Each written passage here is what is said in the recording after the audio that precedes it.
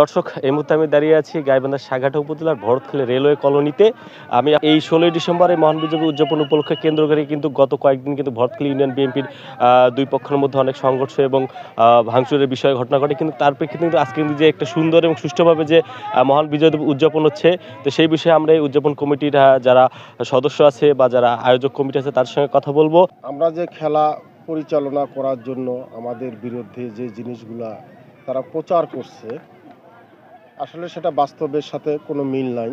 আমরা কিন্তু খেলা চালাচ্ছি, আমরা চাঁদাবাজিতেও যাইনি, কিছু যাইনি, কিন্তু বরঞ্চ ওখানে দেখা যাচ্ছে কি আওয়ামী লীগের কিছু দোসর, আওয়ামী লীগের ইতিপূর্বে যারা সহযোগিতাকারী ছিল অর্থনৈতিকভাবে, সেই লোকগুলোকে দিয়ে আমাদের দলের ভিতরে একটা ফাটল তৈরি করা হয়েছে। ফাটল তৈরি করার পরিবর্তে অর্ধেক লোকগুলোকে নিয়ে ওই আওয়ামী লীগের দোসর বা ভারতের দালাল, এনারা আমাদের দলের ভাবমূর্তি নষ্ট করার জন্য এই প্রচারগুলো করছে। যেভাবে প্রোপাগান্ডা চালাইতেছিল যে আমরা নাকি চাঁদা উঠাইয়া জীবন উদযাপন করছি, এটা সম্পূর্ণরূপে মিথ্যা এবং ভুয়া।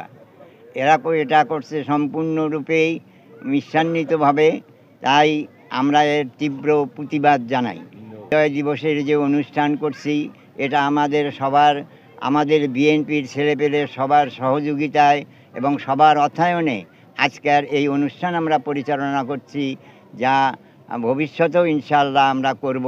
ডিসেম্বর উদযাপন উপলক্ষে কিছু দোকানে চাঁদাবাজি উপলক্ষে একটা ভিডিও ভাইরাল হয়েছে।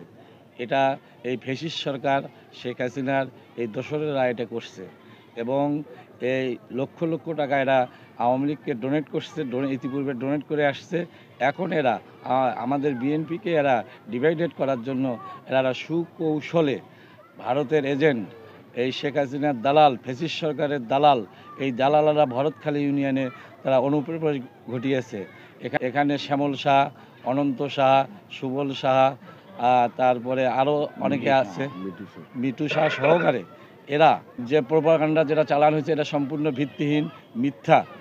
এখানে 16ই ডিসেম্বর উপলক্ষে আমাদের যে উদযাপন হবে আমরা বিভিন্ন মহলে বিভিন্ন সুধীজনকে আমরা আমাদের একটা দাওয়াত কার্ড পৌঁছে দিয়েছিলাম। সেই দাওয়াত কার্ডের বিনিময়ে হয়তো কেউ 50 টাকা, কেউ 20 টাকা এটা দিয়েছে। এই 20 টাকা, 50 টাকা, 100 টাকা কোনো চাঁদাবাজি নয়। এটা আগামী ভবিষ্যৎ 71 সালের বিজয় দিবস পালন করার জন্য ছোট ছোট ছেলেপেলেরা তারা এই আয়োজন করছে।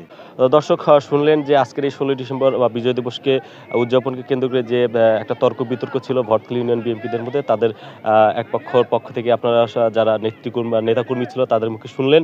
আসলে এই বিষয়গুলোকে তারা ভিত্তিহীন এবং অপপ্রচার হিসেবেই দেখছেন এবং তাদের যে আজকে যে প্রোগ্রামটি যে সফলভাবে তারা আয়োজন করছেন সেটাই তারা এই বিষয়টা প্রমাণ করছে।